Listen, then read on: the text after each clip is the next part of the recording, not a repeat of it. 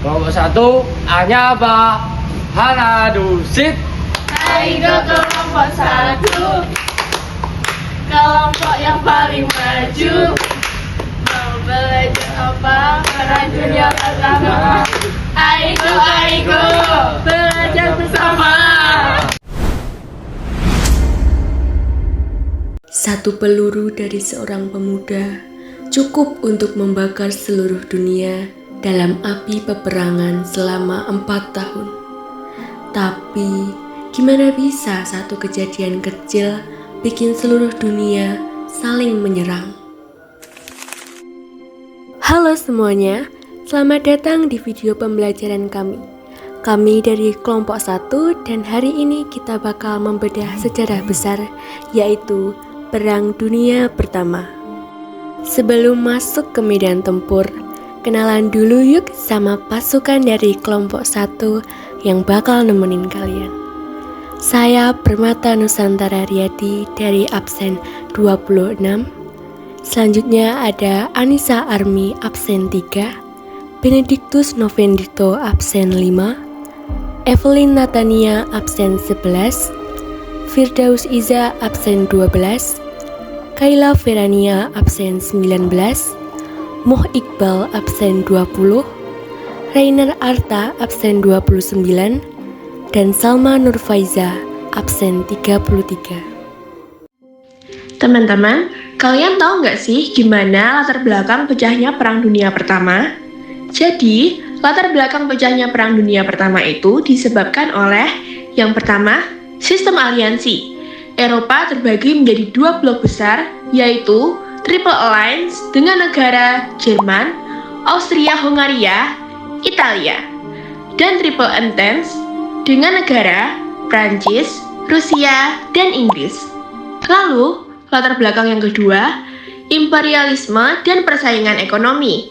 Perebutan daerah jajahan di Afrika dan Asia untuk mendapatkan sumber daya dan pasar memicu ketegangan, terutama antara Inggris dan Jerman. Lalu yang ketiga, militarisme. Perlombaan senjata dan peningkatan kekuatan militer secara agresif oleh negara-negara Eropa. Lalu yang keempat, nasionalisme. Semangat nasionalisme yang tinggi, khususnya di Balkan, Panslavisme, menciptakan konflik kepentingan dan keinginan untuk merdeka dari kekaisaran besar. Lalu, latar belakang yang kelima, sebab khusus, yaitu terjadinya pembunuhan pewaris tahta Austria-Hungaria, Franz Ferdinand oleh Gavrilo Princip, yang merupakan anggota kelompok nasionalis Serbia, memicu krisis diplomatik yang berujung perang. Negara mana saja sih yang terlibat Perang Dunia I? Negara yang terlibat Perang Dunia Pertama dibedakan menjadi 2 blok, yaitu Blok Sekutu dan Blok Sentral. Blok Sekutu mempunyai banyak anggota, yaitu Inggris Raya, termasuk koloni seperti Kanada, Australia, dan India. Selanjutnya ada Prancis, Kekaisaran Rusia, Italia, Amerika Serikat, Jepang, Serbia, Rumania, Yunani, Portugal, Belgia, Brazil, dan Cina. Selanjutnya pada blok sentral mempunyai sebanyak 4 anggota, yaitu Jerman, Austria-Hungaria, Turki Utsmani atau Kesultanan Ottoman, dan Bulgaria. Awal pecahnya Perang Dunia I terjadi pada 28 Juni 1914 saat Adolf Franz Ferdinand dibunuh oleh Gavrilo Princip yang merupakan anggota Black Hand, kelompok nasionalis Serbia. Setelah itu, Australia dan Hungaria menyatakan perang kepada Serbia karena Serbia menolak beberapa poin dalam ultimatum Australia. Hal ini memicu sistem aliansi rahasia di Eropa. Lalu pada 1-28 Agustus 1914 terjadi deklarasi perang massal. Jerman menjalankan rencana Schlieffen, yaitu strategi mengalahkan Prancis dengan cepat melalui Belgia sebelum berbalik melawan Rusia. pelanggaran netralitas Belgia inilah yang memaksa Inggris ikut campur. Perang Dunia Pertama berkembang menjadi perang yang mengerikan. Pada 6 September 1914 terjadi pertempuran Marne. Pasukan Prancis dan Inggris berhasil menghentikan gerak maju Jerman menuju Paris. Akibatnya, kedua belah pihak mulai menggali parit untuk perlindungan, menandai dimulainya perang parit yang statis selama bertahun-tahun. Selanjutnya, pada 5 November 1914 terjadi perang melawan Kekaisaran Ottoman. Masuknya Ottoman di pihak Jerman menutup akses sekutu ke Laut Hitam, yang merupakan jalur pasokan vital bagi Rusia. Lalu, pada 22 April 1915 terjadi Perang Eber Kedua. Jerman menggunakan gas klorin untuk pertama kalinya dalam skala besar. Ini mengubah wajah perang menjadi lebih mengerikan dan memicu perlombaan senjata kimia. Selang 3 hari pada 25 April 1915 terjadi kampanye Gallipoli. Upaya sekutu terutama pasukan Anzak untuk merebut Istanbul dan membuka jalur ke Rusia. Serangan ini gagal total dan menjadi kemenangan besar bagi Ottoman di bawah pimpinan Mustafa Kemal Atatürk. Selanjutnya pada 21 Februari 1916 terjadi pertempuran Verdun, pertempuran terlama dalam sejarah yang memakan waktu selama 10 bulan. Tujuannya bukan lagi merebut wilayah, melainkan menguras darah musuh atau War of Attrition. Korban mencapai hampir 1 juta jiwa. Selanjutnya, pada 1 Juli 1916 terjadi pertempuran Somme, serangan balasan sekutu untuk meringankan tekanan di Verdun. Hari pertama pertempuran ini adalah hari paling berdarah dalam sejarah militer Inggris. Lalu, pada 15 Maret 1917, Rusia mengalami revolusi. Kekalahan militer dan krisis pangan memicu revolusi. Tsar Nicholas II turun tahta, melemahkan front timur, dan memberi harapan bagi Jerman untuk memindahkan pasukan ke barat. Selanjutnya, pada 6 April 1917, Amerika Serikat menyatakan perang. Hal ini dipicu oleh tenggelamnya kapal-kapal sipil oleh U-boat Jerman dan telegram Zimmermann yang berisi ajakan Jerman kepada Meksiko untuk menyerang Amerika Serikat. Selanjutnya, pada 20 November 1917 terjadi pertempuran Cambrai, yaitu pertempuran menggunakan tank. Meskipun tank sudah muncul di Somme, di Cambrailah tank digunakan secara massal untuk menembus kawat berduri dan parit, membuktikan bahwa kebuntuan perang parit bisa diatasi. Jadi, bagaimana akhir dari Perang Dunia Pertama? Akhir Perang Dunia I ditandai dengan munculnya perjanjian Brest-Litov pada 3 Maret 1918 yang berisi bahwa Rusia resmi keluar dari perang.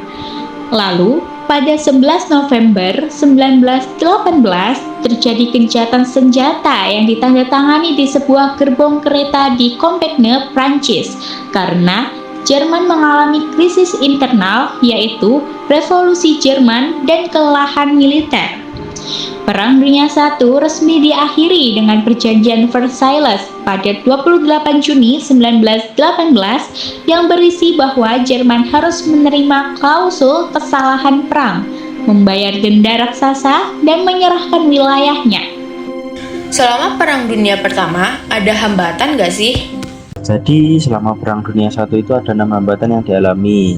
Yang pertama, perang parit. Tentara harus bertempur di dalam parit yang sempit, becek, dan penuh lumpur. Kondisi tidak higienis menyebabkan banyak penyakit seperti kolera dan infeksi. Yang kedua, teknologi senjata modern, munculnya senjata baru seperti senapan mesin, gas beracun, tank, dan kapal selam. Senjata ini menimbulkan korban jiwa sangat besar dan membuat serangan menjadi lebih sulit. Yang ketiga, keterbatasan logistik, sulitnya distribusi makanan, senjata, dan obat-obatan ke garis depan blokade laut, terutama oleh Inggris terhadap Jerman, menyebabkan kelaparan dan kekurangan bahan baku. Yang keempat, kondisi cuaca dan lingkungan. Musim dingin ekstrim di Eropa Timur dan Rusia menghambat pergerakan pasukan. Hujan menyebabkan medan bertempur berlumpur dan sulit dilalui. Yang kelima, masalah ekonomi. Biaya perang sangat besar sehingga banyak negara mengalami krisis ekonomi, inflasi tinggi, dan rakyat kekurangan kebutuhan pokok. Yang keenam, banyak front perang. Perang terjadi di berbagai wilayah. Front Barat, Front Timur, Balkan, Timur Tengah, dan Laut. Negara harus membagi kekuatan militernya ke banyak wilayah. Lalu, apakah dampak negatif dari Perang Dunia Pertama? Perang Dunia ke-1 memiliki banyak dampak negatif. Yang pertama, dampak kemanusiaan dan sosial. Kematian massal, sekitar 8,5 juta tentara dan 13 juta warga sipil tewas, serta 20 juta lebih terluka. Pandemi, pergerakan tentara memicu wabah flu Spanyol 1918 yang menewaskan jutaan orang. Pengungsian, banyak penduduk kehilangan tempat tinggal dan mengungsi. Yang kedua, dampak ekonomi. Kebangkrutan negara-negara peserta perang akibat biaya militer yang sangat besar, serta kerusakan fisik infrastruktur, pelabuhan dan jalan raya secara luas, dan krisis ekonomi global atau yang disebut Malaysia pada tahun 1929. Yang ketiga, dampak jangka panjang. Perjanjian Versailles yang memberatkan Jerman menjadi pemicu dendam dan memicu Perang Dunia yang kedua, dan gagalnya Liga Bangsa-Bangsa atau yang disebut LBB dalam menciptakan perdamaian abadi. Perang Dunia I ada dampak positifnya nggak sih? Ada dong. Perang Dunia Pertama memiliki banyak dampak positif. Yang pertama, kerjasama internasional. Dibentuknya Liga Bangsa-Bangsa atau bisa disebut LBB untuk menjaga perdamaian dunia dan menjadi dasar pembentukan Perserikatan Bangsa-Bangsa atau bisa disebut PBB. Nomor 2, kemajuan hak perempuan. Perempuan mulai bekerja di sektor industri dan ekonomi. Hal ini mendorong kesetaraan gender dan hak politik perempuan. Nomor 3, perkembangan iptek. Kemajuan di bidang medis seperti operasi dan pengobatan. Perkembangan teknologi, komunikasi, dan transportasi. Teknologi dimanfaatkan dalam kehidupan sehari-hari. Nomor 4, munculnya negara baru. Runtuhnya kekaisaran besar di Eropa dan beberapa bangsa memperoleh kemerdekaan dan menentukan nasib sendiri. Nomor 5 dan terakhir, perkembangan industri dan ekonomi. Industrialisasi berkembang pesat serta terjadi modernisasi sistem produksi dan ekonomi. Dari Perang Dunia I tadi, nilai apa saja yang dapat dipetik dan diterapkan? Baik, nilai yang dapat dipetik adalah 1. Nilai perdamaian. Konflik besar hanya membawa penderitaan. Jadi, penyelesaian damai jauh lebih baik daripada perang. Kedua, nilai nasionalisme yang bijak. Perang dipicu oleh nasionalisme yang berlebihan, terutama di wilayah seperti Balkan. Cinta tanah air itu lebih baik, tapi kalau udah berlebihan bisa memicu konflik antar bangsa. Ketiga, pentingnya diplomasi dan kerjasama internasional. Negara-negara perlu berdialog dan kerjasama agar konflik tidak berulang. Keempat, nilai kemanusiaan. Perang memperlihatkan penderitaan rakyat sipil, kelaparan, dan kehancuran ekonomi. Hak asasi manusia dan keselamatan rakyat harus diutamakan. Kelima, pentingnya kepemimpinan yang bijaksana. Keputusan para pemimpin negara sangat memengaruhi jalannya sejarah. Pemimpin harus berpikir jauh ke depan dan tidak gegabah. Lalu, nilai yang dapat diterapkan adalah yang pertama, yaitu pentingnya perdamaian. Perang membawa penderitaan dan kerugian besar. Nilai moral yang bisa diambil adalah pentingnya menjaga perdamaian dan menyelesaikan konflik melalui dialog, bukan kekerasan. Yang kedua, menghindari nasionalisme berlebihan. Salah satu penyebab perang adalah sikap nasionalisme yang berlebihan dan saling curiga antar negara. Kita belajar untuk mencintai tanah air tanpa merendahkan atau memusuhi bangsa lain. Yang ketiga, yaitu kerjasama internasional. Setelah perang, dibentuk Liga Bangsa-Bangsa sebagai upaya menjaga perdamaian dunia. Hal ini mengajarkan pentingnya kerjasama dan komunikasi antar negara untuk mencegah konflik. Nah, itu tadi pembahasan lengkap dari kami tentang Perang Dunia Pertama.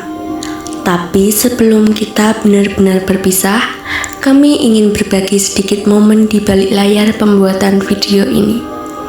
Berikut ini merupakan dokumentasi foto dari kegiatan kami. Semua materi tadi kami sampaikan dengan didasarkan pada sumber-sumber yang terpercaya. Teman-teman bisa melihat daftar pustaka kami di layar ini untuk referensi lebih lanjut. Kami menggunakan berbagai literatur sejarah, artikel, dan arsip digital untuk memastikan informasi yang kalian terima tetap akurat. Akhir kata, terima kasih banyak kepada teman-teman yang sudah menonton video ini sampai selesai. Semoga apa yang kami sampaikan bisa menambah wawasan tentang betapa pentingnya menjaga perdamaian dunia. Kami dari kelompok 1 pamit undur diri.